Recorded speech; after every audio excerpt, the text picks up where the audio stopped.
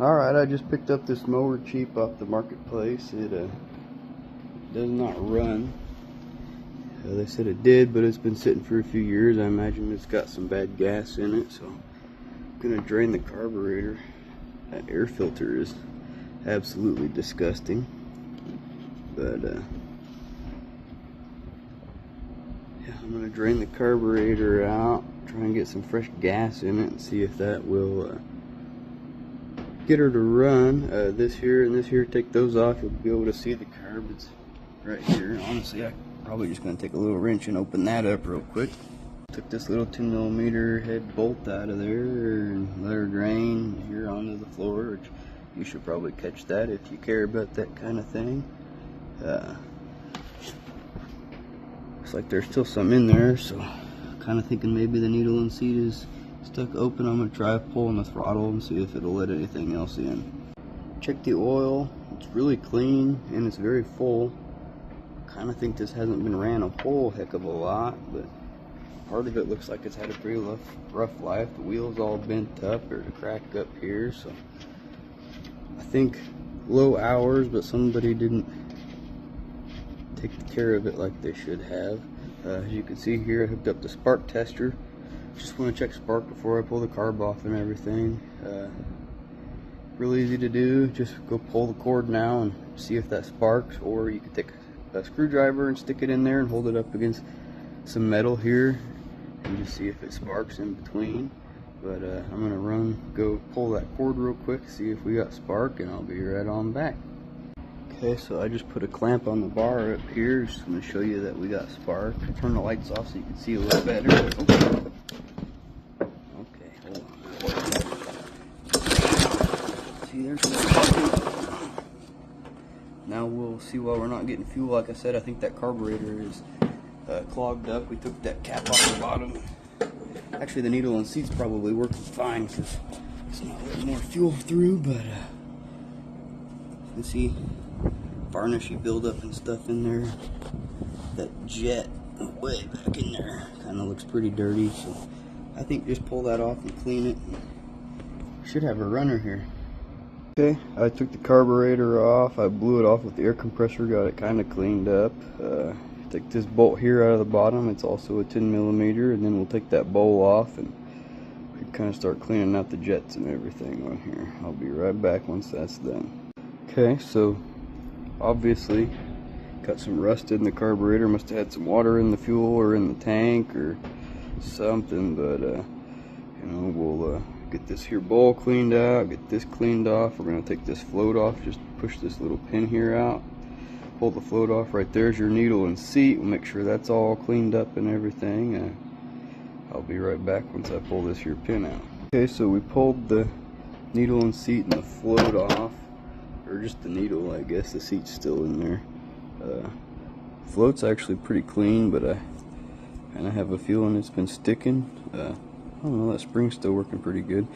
We're just going to clean that tip, and I've got some carb cleaner here. We're just going to spray everything out and wipe it up really good, get it all cleaned off, and then I'll show you what to do from there.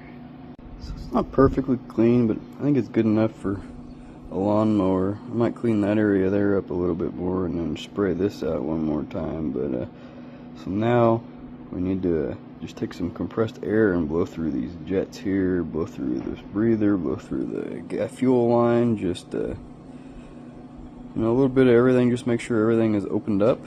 I'm going to spray some fluid in there now. We'll kind of let it sit for a minute and then we're going to blow them out. I'm not trying to get a whole lot, just already did spray some through, and this one's pretty clean. It was leaking through into the carb bowl there. This one I sprayed some in, but I didn't see it leaking out of there. I did already blow this one out, and I forgot to get it on video. I was trying to do it with 3 hands, but I don't have 3 hands, so I put it in this vise here. Just take your rubber tip on there, and they're nice and clean. Blow this guy out.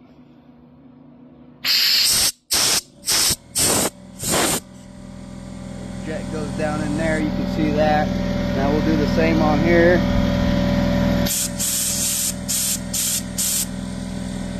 And now we'll just clean it up one more time really good and put it back together. We should have a runner. Okay, so I put the needle and seat back in, or the needle and seat, the float and the needle back on. Everything seems to be working like it's proper. You can test by blowing through here. When it's full like that, it shouldn't blow through. Didn't want to blow through, and then you should be able to lift it up. And I don't know if you can tell or if my video even caught that, but you can blow, or air came through when we did that. So that's all working like it's supposed to. That's where we had the clog before. Like I said, I forgot to get it on video, but that really shot a bunch of stuff out when we opened that up. So now we're just going to put this all back together. Like I said, I put that pin back in, holding everything back together. This gasket, I do not have a new one. It's still in pretty good shape. I just rubbed some grease on it, just a little bit, just to kind of help it seal back up again. And we'll stick this here bowl back on and put this nut back in it. That's what holds it on. I'm going to clean that nut up a little bit, or that bolt, I guess. And then we'll put her back on, fill her up with gas. Remember, we did check, we have sparks, so everything is good in that department. We'll pour some fresh gas in, and should be getting good gas through the carburetor now. And hopefully, with any luck, this thing here will fire right up. Just make sure you get your gasket put back on there properly.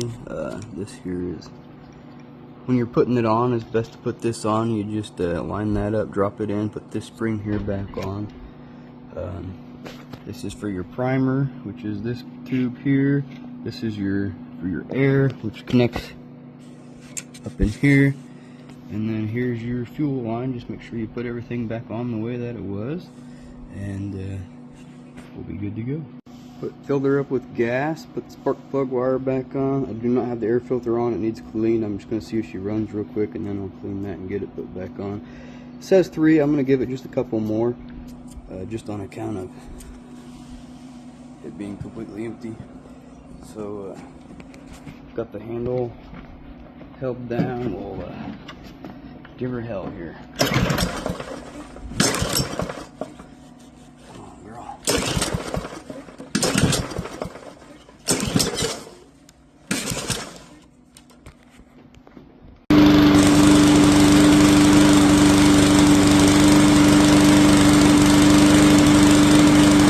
Alright, so we got her running.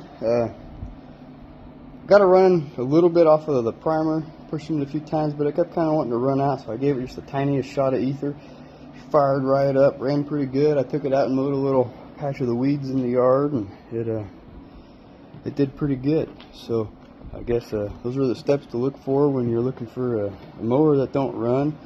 Sparks easiest to check for.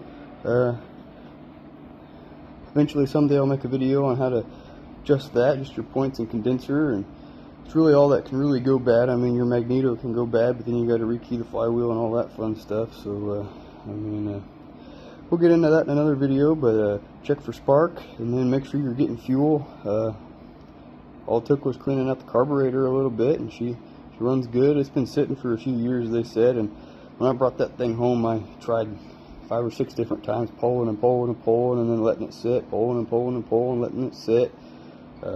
But she fired up pretty quick after cleaning out the carburetor there. And you know, if you learned anything, like and subscribe, and stay tuned for some more videos. Teach you how to keep stuff running and maintain it.